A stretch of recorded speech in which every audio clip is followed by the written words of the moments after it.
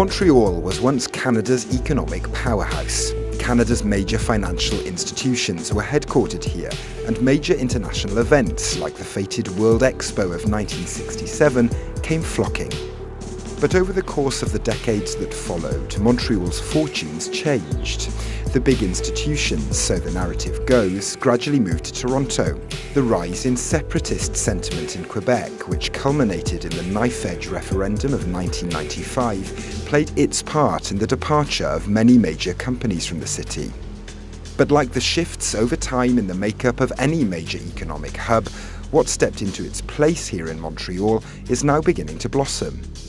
It's hard to pinpoint why Montreal has become this startup hub.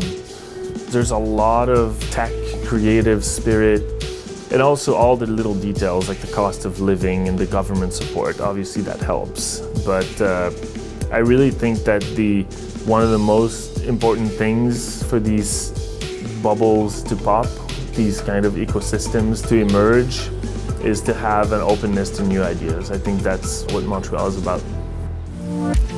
Montreal remains the headquarters for several major Canadian businesses, but much of the city's renewal has been based on a flourishing roster of startups, from tech to travel to the creative industries, and many of them are using the spaces of Montreal's once dominant industries to reimagine the city's economy now.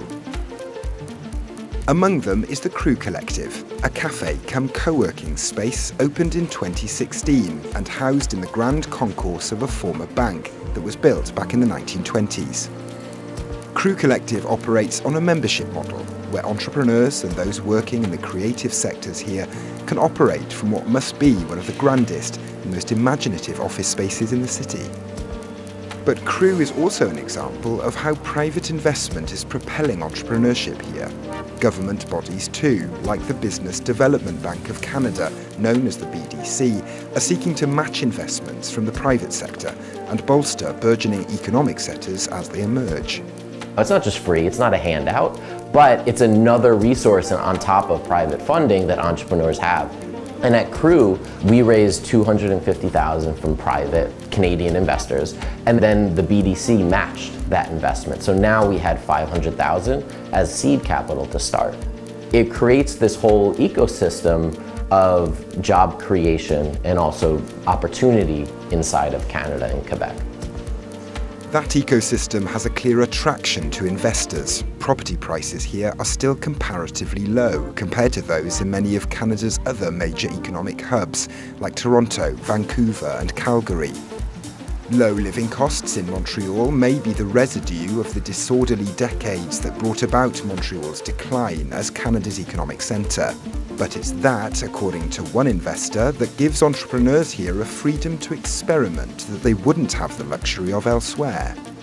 I mostly invest here to build the local startups, and it takes a lot of people like myself to build a healthy ecosystem. Mostly I want to give back to this city. I think it's been great to me, and there's no shortage of great companies here getting started. I'm not saying I will only invest in Montreal. I think the Canadian ecosystem as a whole is really interesting. My instinct is that in the next 10 years, Canada in general, in Montreal, is going to really become the place to start a business. Investing in startups, smaller, independently minded businesses bodes well for Montreal's future, according to those who own businesses here. It amounts to growing an economy from the ground up, rather than from the top down, and the support for those ventures is growing. One big difference that we've seen now is companies that are showing some traction are being backed and are being backed appropriately. So there's investors willing to write $10, $20, $30 million checks into companies that are promising based in Montreal, and we didn't see that, or very rarely did we see that in the past. The buoyancy in Montreal's startup sector is reflective of a broader upswing in the national economy. Canada's economy is currently the fastest growing of the G7 group of nations, following several years of stagnancy. It is a moment, coupled with the economic climate south of the border, that Canada's government is seeking to take advantage of. This is a great opportunity for Canada to differentiate itself to really focus on promoting diversity and using diversity as a means to create more opportunities. And so we're looking at a range of programs and policies and initiatives to drive that. Now, one key area that's really demonstrated that in a meaningful way is immigration. And we think this does really well compared to other jurisdictions in terms of branding Canada, but also really providing the fuel for the innovative economy, which is creative, thoughtful people who want to take risks.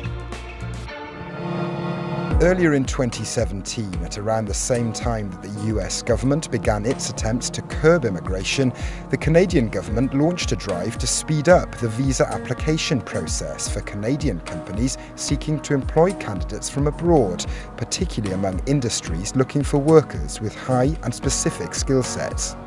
We're very blessed with a strong domestic pipeline of talent here in Canada, but we don't have a monopoly on good ideas. And so if you need to bring someone from around the world, you can do so now in a matter of 2 weeks. So this is a new commitment that we made for visa processing, and we think this is a game changer, and this really enables Canada to compete globally, and it's really helping companies scale up and grow and succeed. For Michael Sacca, the climate in Montreal, as opposed to that unfolding in his home country, the United States, since the 2016 presidential election, was a major motivator in moving to the city to join a startup. When we saw what was happening and the way that the political atmosphere was moving in the States, we really wanted to have a better opportunity for our children. When we were researching Montreal, the schools are some of the best in the world, especially the public schools. And then the entrepreneurial opportunities were also incredibly enticing. It was a big draw for us. The renegotiation of the NAFTA Free Trade Treaty has cast an element of uncertainty for what the broader economic picture in the years to come might look like. But for many entrepreneurs in Canada, there is an appetite to take advantage of the shifting landscape before the final outcome is known. If we can back our winners and make sure we make them to be real winners, and they don't sell out to a US companies early and they become public and they keep on building, then we're going to have even more ripple effect where the ecosystem will grow.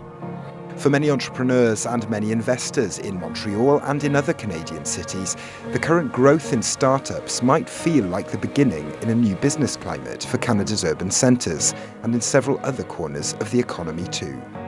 For Monocle, I'm Thomas Lewis.